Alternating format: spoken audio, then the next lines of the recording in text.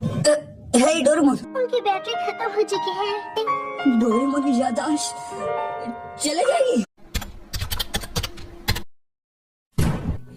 Nobita school में पढ़ने वाला एक कमजोर सा लड़का जिसकी लाइफ में एक डोरेमोन नाम का रोबोट आता है। इस रोबोट से मिलके वो बहुत ज्यादा खुश था और ये दोनों आपस में बहुत अच्छे दोस्त बन जाते हैं। पूरा दिन खेलना कूदना, साथ में बातें करना, साथ में रहना, ऐसे करते करते बहुत समय बीत जाता है। लेकिन फिर एक टाइम ऐसा आता है जिस दिन डोरेमोन नोबिता को छोड़कर चला जाता है। अब एक दिन नोबिता स्कूल से भागकर डोरेमोन के पास आता है और डोरेमोन को आकर अपने स्कूल की सारी शिकायतें करने लग जाता है। लेकिन वो देखता है कि डोरेमोन उसकी बात का कोई जवाब नहीं दे रहा, तो वो डोरेमोन को हिलाने लग जाता है। लेकिन डोरेमोन को फिर भी कुछ नहीं हो रहा था, तो वो डोरेमोन को और जोर से हिलाने लग जाता है। और इतने हिलाने के बाद नोबिता डर जाता है कि डोरेमोन क्यों नहीं हिल रहा, क्योंकि डोरेमोन की तरफ से कोई रिस्पॉन्स आ ही नहीं रहा था। तो नोबिता बहुत डर जाता है और टाइम मशीन की मदद से फ्यूचर में जाने का सोचता है ताकि डोरेमोन को जल्दी से ठीक कर दिया जाए। लेकिन वो टाइम मशीन में जाने के लिए जैसे ही अपना ड्रॉर खोलता है तो उसे एक बहुत जोरदार झटका लगता है, जिस वजह से वो पीछे आकर गिरता है। अब वो शायद टाइम मशीन का भी इस्तेमाल नहीं कर पा रहा था और जब अपने रूम में वो ध्यान से देखता है तो वहाँ पर एक टाइम टेलीविजन रखी होती है जो शायद थोड़ी देर पहले डोरेमोन ने इस्तेमाल की थी। इसके बाद नोबिता डोरेमी को कॉल लगाता है और सब कुछ उसे बताता है। डोरेमी उसे कहती है कि शायद भाई की बैटरी लो हो गई है जिसकी वजह से वो उठ नहीं पा रहे हैं। ये सुनकर नोबिता को थोड़ा रिलैक्स मिलता है, तो वो डोरेमी से कहता है कि तुम जल्दी से आकर डोरेमोन की बैटरी चेंज कर दो। तो डोरेमी कहती है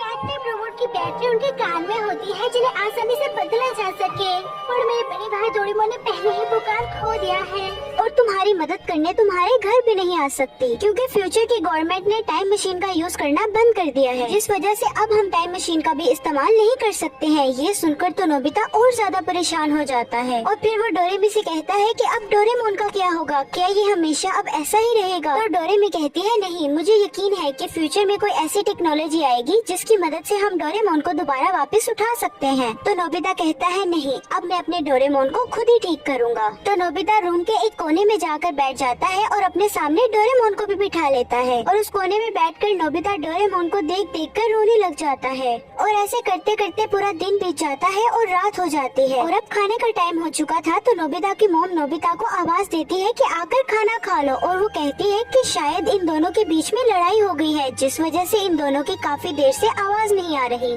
और उसकी मॉम की आवाज देने के बाद भी दोनों में से कोई आवाज नहीं देता, तो उसकी मॉम रूम में आकर देखती है जहाँ पर नोबिता एक कोने में बैठकर रो रहा था और डोरेमोन भी एक साइड पर बैठा हुआ था। ये देखकर उसकी मॉम समझ जाती है कि डोरेमोन अब जा चुका है। तो नोबिता की मॉम उसे समझाती है कि जो इस दुनिया में आया है उसे एक दिन जाना जरूर है और अब तुम्हें रोना नहीं चाहिए, बल्कि उस समय को याद करना चाहिए जब डोरेमोन तुम्हारे साथ था और तुम दोनों कितना खुश थे। और डोरेमोन चाहता था कि तुम पढ़ लिख कर एक बड़े आदमी बनो और हमेशा खुश रहो, और अब तुम्हें वैसा ही करना चाहिए और सिर्फ अपनी पढ़ाई पर ही फोकस देना चाहिए। तो नोबिता सोचता है हाँ, अब मैं बहुत अच्छे से पढ़ाई करूँगा और डोरेमोन के लिए जल्दी से जल्दी उस बैटरी को बना दूंगा। तो नोबिता अपने ही मन में ये डिसीजन लेता है और अगले दिन बहुत ही कड़ी मेहनत शुरू कर देता है और पूरे दिन अपनी डेस्क पर बैठकर पढ़ता रहता है। और अब उसके रूम में कोई भी टॉय नहीं था और उसने अपनी सारी कॉमिक बुक्स भी हटा दी थी और उसने डोरेमोन को उस कबर्ड के अंदर रख दिया था जहाँ पर डोरेमोन सोया करता था। और अब ऐसा करते करते डोरेमोन को सोए हुए एक हफ्ता बीत जाता है और इस एक हफ्ते के अंदर नोबिता अपने घर से बाहर भी नहीं निकला था और वो घर में सिर्फ पढ़ता ही रहता था। अब इतना समय बीतने की वजह से और नोबिता पूरा दिन घर में ही रहता था, तो आज वो सोचता है कि मुझे बाहर जाके थोड़ा घूम कर आना चाहिए। तो वो बाहर जाता है तो उसे बाहर शिजुका मिलती है। तो वो उससे पूछती है कि इतने दिनों से तुम स्कूल क्यों नहीं आ रहे और तुम किसी से मिलते भी नहीं हो? तो नोबिता कहता है कि कल से मैं रोज स्कूल आया करूँगा। और नोबिता कहता है कि अब मेरा किसी से बोलने का मन भी नहीं करता। तो शिजुका उससे पूछती है क्यों, ऐसा क्यों कह रहे हो तुम? तो नोबिता उसे बताता है कि डोरेमोन हमेशा के लिए जा चुका है। ये सुनकर शिजुका को भी बहुत बुरा लगता है और वो नोबिता से कोई सवाल नहीं करती और वो दोनों अपने अपने घर की तरफ चले जाते हैं। अब रास्ते में शिजुका को सुनियो और जियान मिलते हैं, तो वो उन्हें बताती है कि नोबिता की जिंदगी से डोरेमोन हमेशा के लिए जा चुका है और अब तुम लोग नोबिता से डोरेमोन की कोई भी बात मत करना ताकि उसे बुरा ना लगे। तो वो दोनों शिजुका की बात मान जाते हैं। अब अगले दिन नोबिता जब स्कूल में आता है तो वो मन लगाकर पढ़ाई करने लग जाता है और अब ना ही वो स्कूल में किसी के साथ खेलता था और ना ही किसी से बात करता था और ना ही अब स्कूल में उसे ज्यादा डांट पड़ती थी क्योंकि वो अपना होमवर्क टाइम से पूरा कर लेता था। और अब वो पूरी तरह से बदल चुका था क्योंकि वो अपना ज्यादा समय पढ़ाई में लगाया करता था और अब वो जल्दी से जल्दी डोरेमोन के लिए उस बैटरी को बनाना चाहता था जिसके लिए वो इतनी मेहनत कर रहा है। और अब उसने सुनियो और जियान के साथ ग्राउंड में खेलना भी बंद कर दिया था और अब वो शिजुका से भी बहुत कम ही मिला करता था। और जब जियान और सुनियो नोबिता को खेलने के लिए बुलाते थे तो नोबिता उन्हें मना कर देता था, जिसकी वजह से जियान नोबिता की पिटाई करता था। क्योंकि अब नोबिता बदल चुका था तो वो बिना रोए और किसी से शिकायत करे बिना घर आकर अपना पढ़ने लग जाता है और ऐसे ही समय बीतता रहता है और काफी साल गुजर जाते हैं।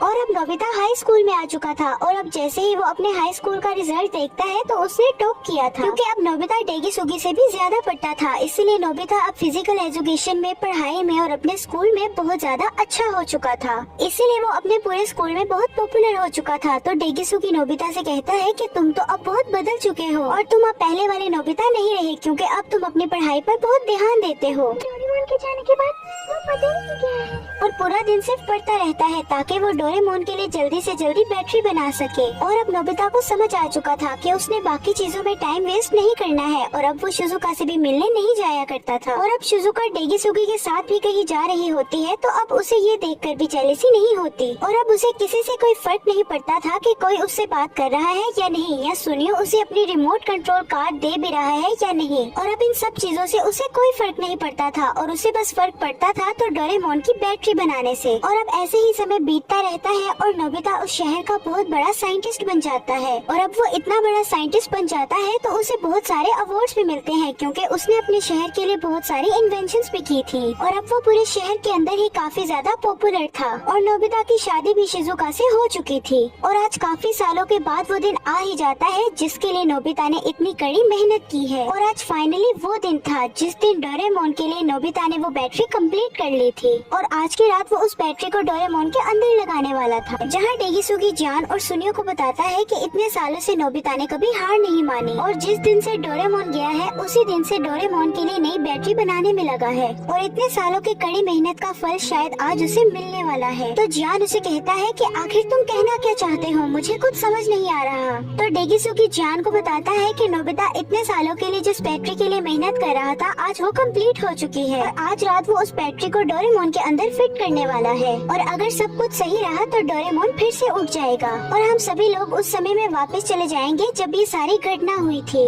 और जियान सुनियो ये सुनकर बहुत ज्यादा शॉक्ड हो जाते हैं। अब नोबिता अपनी लैब में जाता है और सारे सिस्टम को सेट करके और अब फाइनली वो बैटरी डोरेमोन के अंदर फिट कर देता है।